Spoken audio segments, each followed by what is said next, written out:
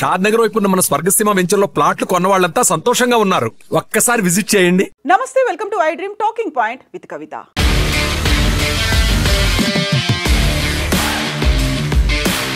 ఉత్తర కర్ణాటకలో ఉన్నటువంటి ధర్మస్థల పుణ్యక్షేత్రం చుట్టూ జరిగినటువంటి మిస్టీరియస్ హత్యలు లేకపోతే మిస్సింగ్లకు సంబంధించి ఇప్పటికి కూడా ఆ సస్పెన్స్ అలాగే కొనసాగుతోంది.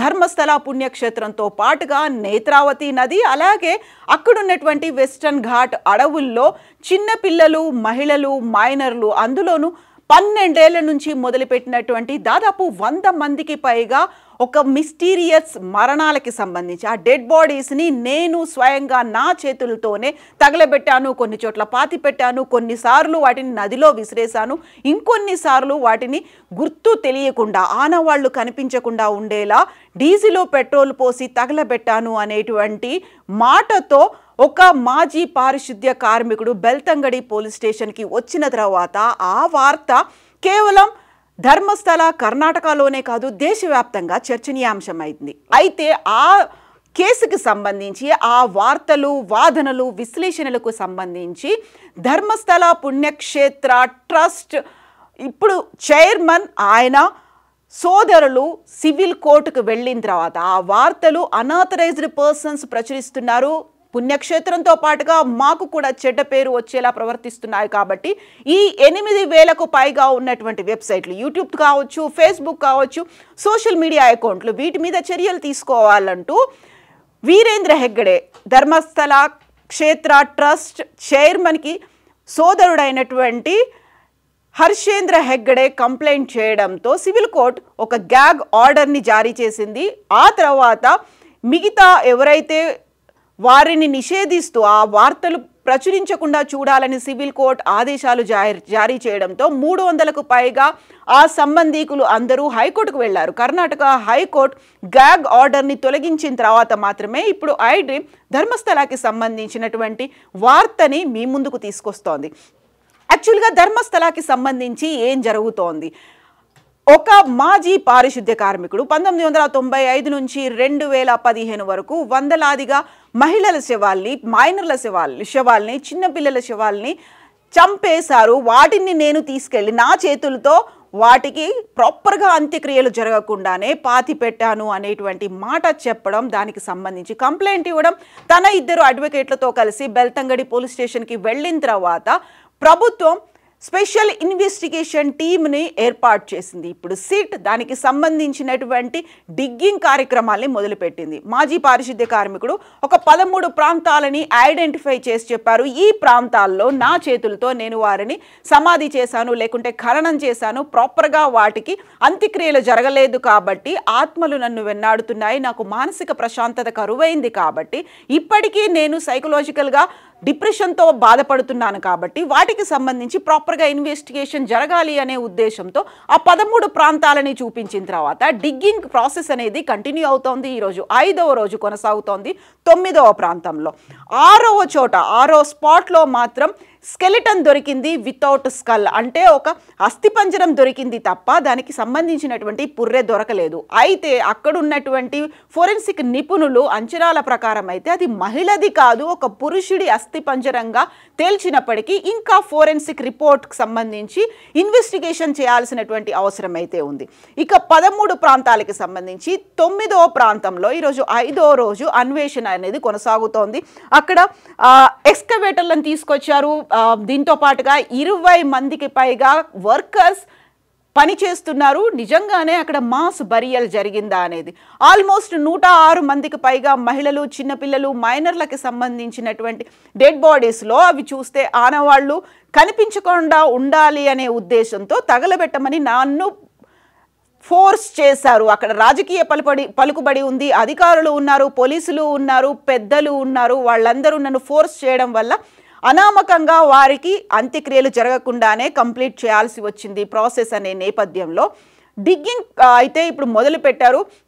సో ఫోరెన్సిక్ నిపుణులు వాటిని అంచనా వేసే ప్రయత్నాల్లో అయితే ఉన్నారు. యాక్చువల్గా ఇన్నేళ్ల తర్వాత డిఎన్ఏ టెస్టులు చేస్తే ఫలితం ఉంటుందా? ఒక డెడ్ బాడీని భూమిలో పాతి పెట్టిన తర్వాత సాఫ్ట్ టిష్యూ ఏదైతే ఉందో అది భూమిలో కలిసిపోతుంది. మిగిలినటువంటి ఎముకలు లేకుంటే దంతాల నుంచి మాత్రమే DNA పరీక్షలు చేయాల్సినటువంటి అవసరం ఉంది. ఇప్పుడే అన్ఐడెంటిఫైడ్ బాడీస్ ఏవైతే ఉన్నాయో లేకుంటే మా ఫ్యామిలీ మెంబర్స్, మా పిల్లలు, మా అమ్మాయిలు, మా ఇంట్లో ఉన్నటువంటి మా కూతుర్లు తప్పిపోయారు, చనిపోయి ఉంటారు, వాళ్ళని చంపేసి ఉంటారు అని ఎవరైతే కంప్లైంట్ చేశారో వారికి సంబంధించినటువంటి వివరాలని బెల్తంగడి గ్రామ పంచాయతీ నుంచి సిట్ బృందం అయితే సేకరిస్తోంది. అందులో ఫ్యామిలీ మెంబర్స్కి సంబంధించి DNA కలెక్ట్ చేసుకున్నారు. దొరికినటువంటి అవశేషాలు ఏవైతే ఉంటాయో, ఎముకలో అస్థి పంజరాలు ఏవి దొరికినప్పటికీ వాటికి సంబంధించినటువంటి DNA టెస్టులు కూడా చేయాలి అనే ఉద్దేశంతో అటు ఫోరెన్సిక్ నిపుణులు, ఇటు ప్యాథాలజిస్టులు అందరూ కూడా వర్క్ చేస్తున్నప్పటికీ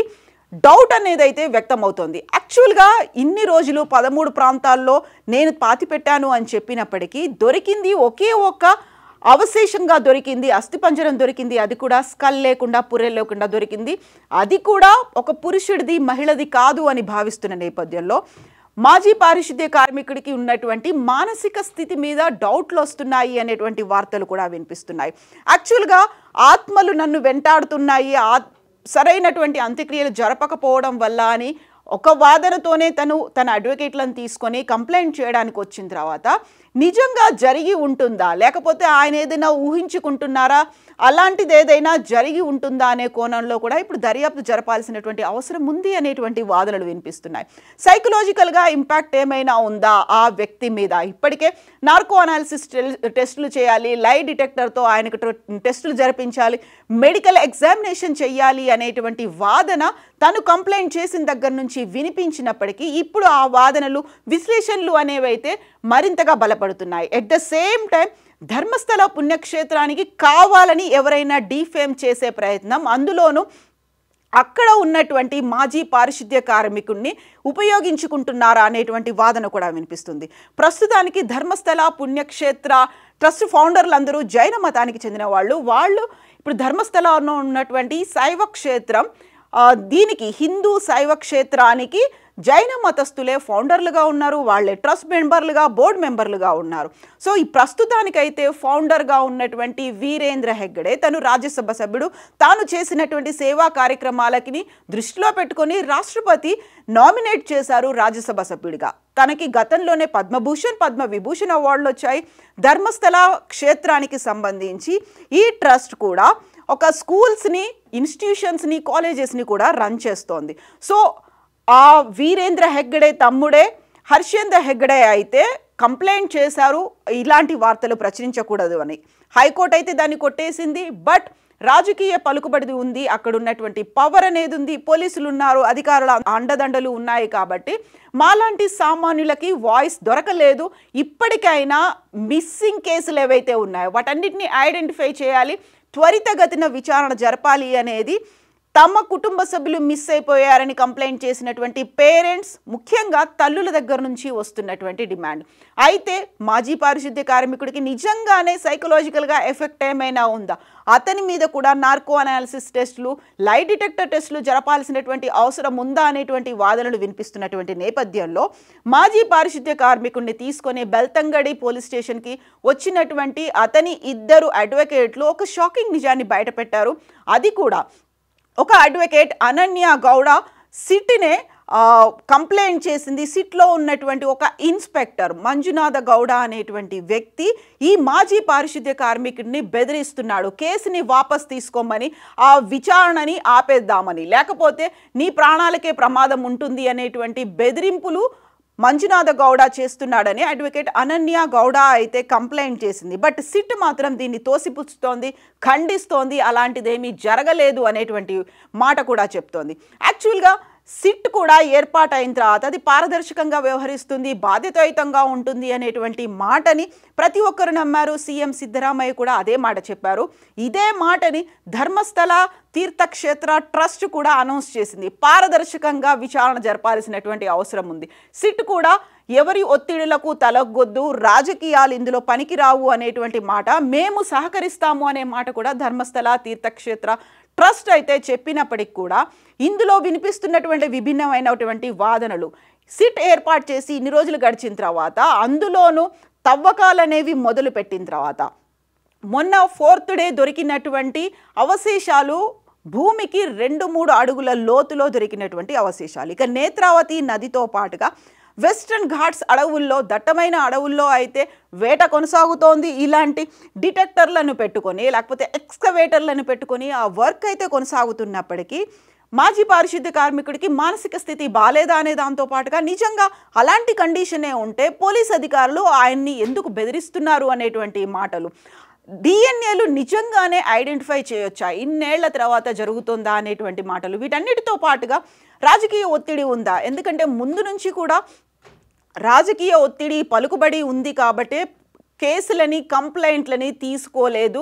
మేము మిస్సింగ్ కేసు పెట్టినప్పటికీ ప్రాపర్గా రెస్పాండ్ అవ్వలేదు, మమ్మల్ని బెదిరించారు అనేటువంటి మాటతో పాటుగా ధర్మస్థల ట్రస్ట్ బోర్డ్ మెంబర్లే అమానవీయంగా ప్రవర్తించారు అనేటువంటి వాదనలు ఇవన్నీ కూడా ఉన్నాయి. కాబట్టి యాక్చువల్గా నెక్స్ట్ ఏం జరగబోతోంది? మిగిలినవి కేవలం 4 ప్రాంతాలు మాత్రమే ఉన్నాయి. 4 స్పాట్లని ఐడెంటిఫై చేయాల్సినటువంటి అవసరం ఉంది. అక్కడ కూడా తవ్వకాలు జరపాల్సినటువంటి అవసరం మిగిలి ఉంది. కాబట్టి ఈ మొత్తం ఎంటైర్ ఎపిసోడ్లో ఏదైనా ఒక క్లూ దొరుకుతుందా? ఒక సస్పెన్స్కి తెరబడుతుందా? నిజంగానే మాస్ బరియల్స్ జరిగాయా?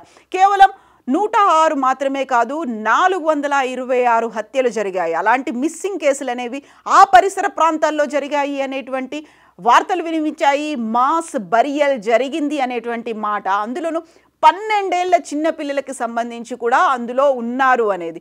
నేను శవాలని వాటిని దహనం చేస్తున్నప్పుడు లేకుంటే ఖననం చేస్తున్నప్పుడు అవి అన్యాచురల్ డెత్స్ లాగా అనిపించాయి, అత్యాచార బాధితుల్లాగా వాళ్ళు అనిపించారు అనే మాటని మాజీ పారిశుద్ధ్య కార్మికుడు చెప్తున్నాడు. కాబట్టి యాక్చువల్గా ఒక ఎండ్ పాయింట్, ఒక కంక్లూజన్ ఏమైనా వస్తుందా? ఈ సస్పెన్స్ కొనసాగుతుందా అనేది ఇప్పటికీ అంతుపట్టని ఒక రహస్యంగానే మిగిలిపోయింది. యాక్చువల్గా ఈ మొత్తం ఎంటైర్ ఎపిసోడ్లో ధర్మస్థల తీర్థక్షేత్రంలో జరిగినటువంటి ఈ హత్యలు, అమానవీయ ఘటనల గురించి, లేకపోతే అది కేవలం ఒక అపవాదు, ఆరోపణలు మాత్రమేనా? మీరేమనుకుంటున్నారు? కామెంట్స్ రూపంలో తెలియజేయండి.